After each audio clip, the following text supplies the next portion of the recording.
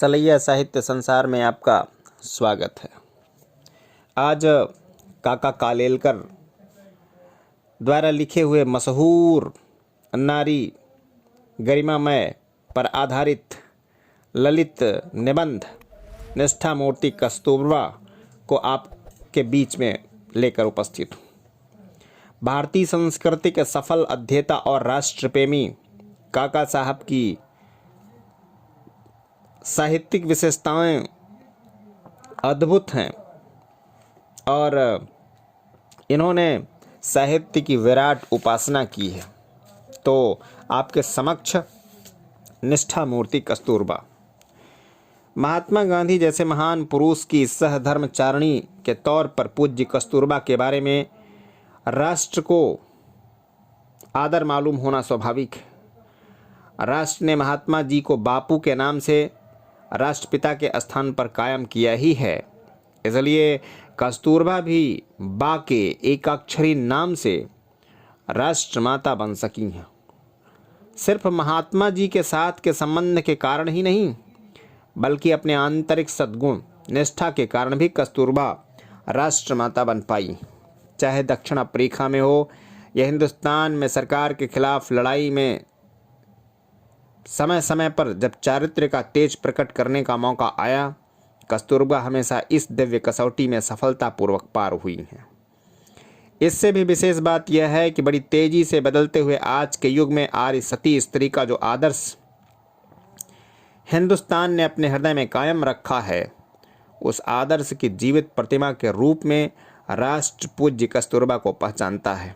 इस तरह की विविध लोकोत्तर योग्यता के कारण सारा राष्ट्र कस्तूरबा की पूजा करता है।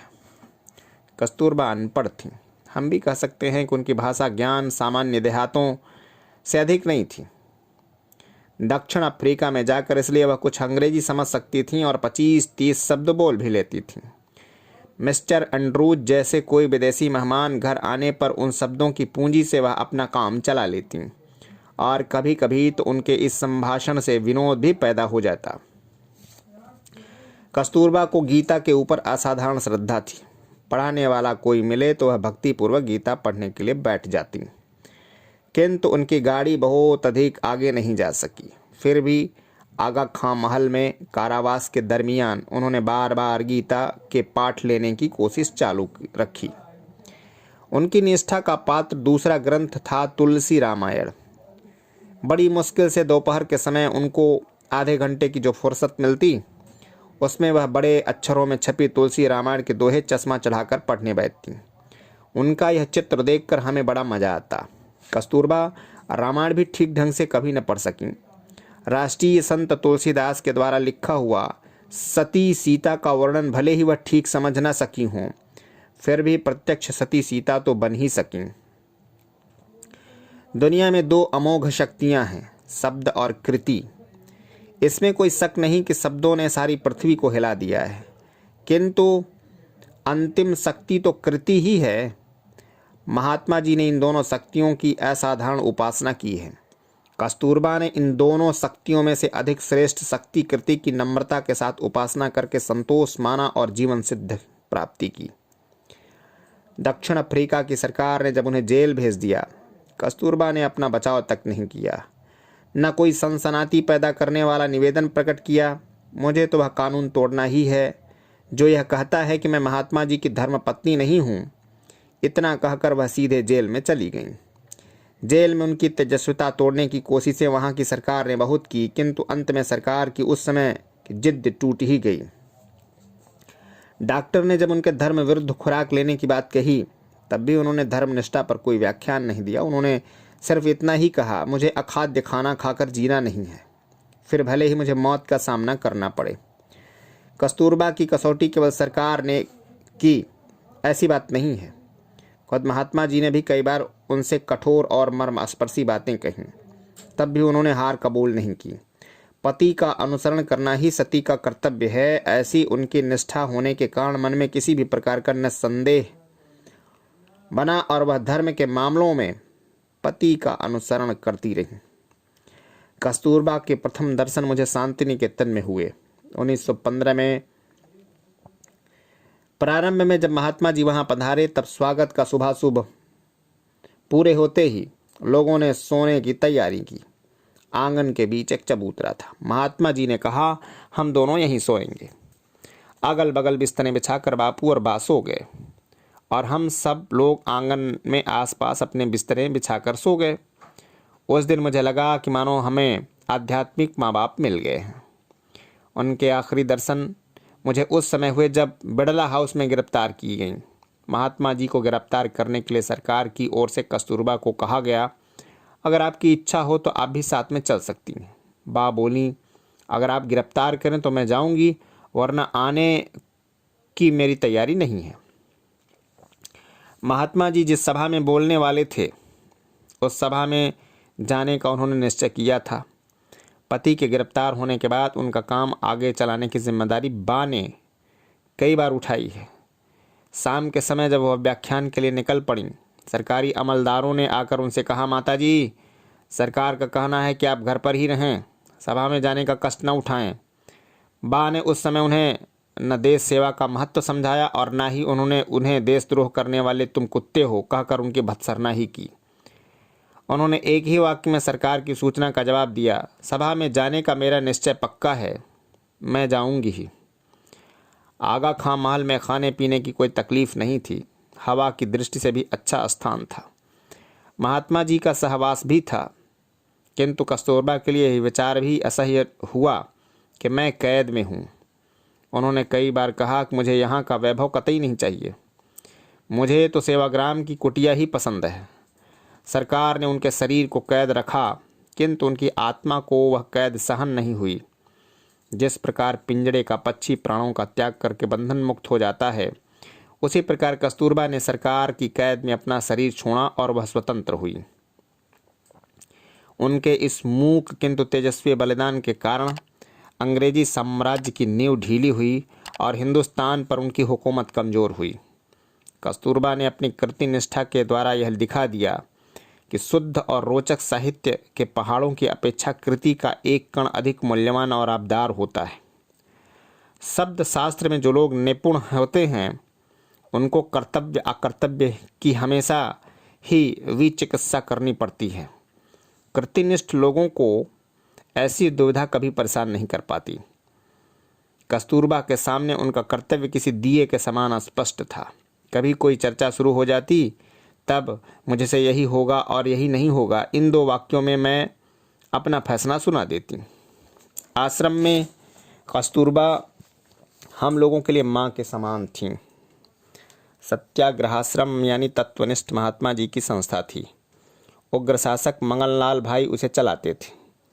ऐसे स्थान पर अगर वात्सल्य की आर्द्रता हमें मिलती थी तो वह कस्तूरबा से ही। कई बार बा आश्रम के नियमों को ताक पर रख देती। आश्रम के बच्चों को जब भूख लगती थी तब उनकी बात बा ही सुनती थी। नियमनिष्ठ लोगों ने बा के खिलाफ कई बार शिकायतें करके देखी, किंतु महात्मा जी को अंत में हार खाकर निर्णय देना पड़ा कि अपने नियम बा को लागू नहीं होते। आश्रम में चाहे बड़े बड़े नेता आएं या मामूली कार्यकर्ता आएं, उनके खाने पीने की पूछताछ अत्यंत प्रेम के साथ यदि किसी ने की है तो वह पूज्य कस्तूरबा ने की। आलस्य तो उनको कभी छुआ तक नहीं। किसी प्राणघातक बीमारी से मुक्त होकर चंगी हुई हों और शरीर में जरा सी शक्ति आई हो कि तुरंत बा आश्रम की रसोई में जाकर काम करने लग जाती। ठेठ आखिर में उनके हाथ पांव थक गए थे, शरीर जीर्ण हुआ था, मुंह में एक दांत नहीं बचा था, आंखें निस्तेज हो गई थीं, तभी भी वह रसोई में जाती और काम बन सके जो आस्थापूर्वक करती। मैं जब उनसे मिलने जाता और जब वह खाने के लिए मुझे कुछ देती, तब छोटे बच्चों की तरह हाथ फैलाने में मुझे असाधारण धन्यता का अनुभव होता था। वह भले ही अशिक्षित रही हों, संस्था चलाने की जिम्मेदारी लेने की महत्वाकांक्षा भले ही उनमें कभी नहीं जागी हो, देश में क्या चल रहा है और इसकी सूक्ष्म जानकारी वह प्रश्न पूछ कर या अखबारों के ऊपर नज़र डालकर प्राप्त कर लेती थी। महात्मा जी जब जेल में थे तब 2-3 बार राजकीय परिषदों या शिक्षक सम्मेलनों के अध्यक्ष का स्थान कस्तूरबा को लेना पड़ा था।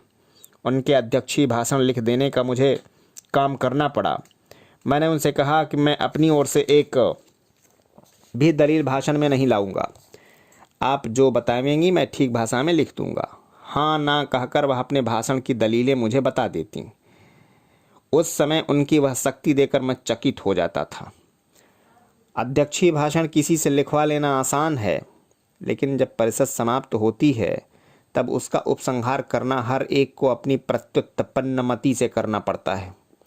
जब कस्तूरबा ने उपसंहार के भाषण किए, उनकी भाषा बहुत ही आसानी रहती थी, किंतु उपसंहार परिपूर्ण सिद्ध होता था।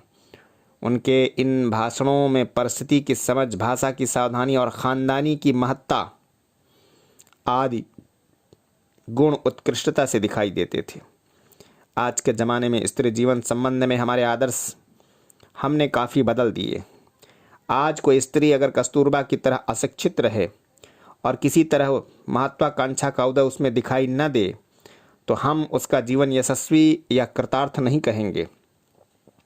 ऐसी हालत में जब कस्तूरबा की मृत्यु हुई, पूरे देश ने स्वयं स्फूर्ति से उनका स्मारक बनाने का तय किया और सहज इकट्ठी न हो पाए। इतनी बड़ी निधि इकट्ठी कर दिखाई। इससे यह सिद्ध होता है कि हमारा प्राचीन तेजस्वी आदर्श अब देश मान्य है। हमारी संस्कृति की जड़ें आज भी काफ़ी मजबूत हैं। यह सब श्रेष्ठता या महत्ता कस्तूरबा में कहाँ से आई? उनकी जीवन साधना किस प्रकार की थी? शिक्षण के द्वारा उन्होंने बाहर से कुछ नहीं लिया। सचमुच उनमें तो आर्य आदर्श को शोभा देने वाले कौटुंबिक सद्गुण ही थे। असाधारण मौका मिलते ही, उतनी ही असाधारण कसौटी आ पड़ते ही उन्होंने स्वभाव सिद्ध कौटुंबिक सद्गुण व्यापक किए और उनके जोरों पर समय जीवन सिद्ध हासिल की। सूक्ष्म प्रमाण में या छोटे पैमाने पर जो शुद्ध साधना की जाती है, उसका तेज इतना लोकोत्तरी होता है कि चाहे कितना ही बड़ा प्रसंग आ पड़े, व्यापक प्रमाण की कसौटी हो, चारित्र्यवान मनुष्य को अपनी शक्ति का सिर्फ गुणाकार ही करने का होता है।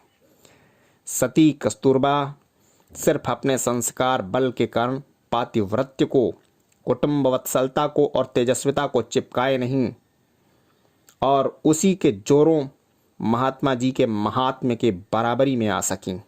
आज हिंदू, मुस्लिम, पारसी, सिख, बौद्ध, ईसाई आदि अनेक धर्मी लोगों का यह विशाल देश अत्यंत निष्ठा के साथ कस्तूरबा की पूजा करता है और स्वातंत्र्य के पूर्व ही शिवरात्रि के दिन उनका स्मरण करके सब लोग अपनी अपनी तेजस्विता को अधिक तेजस्वी बनाते हैं। जय हिंद, वंदे मातरम।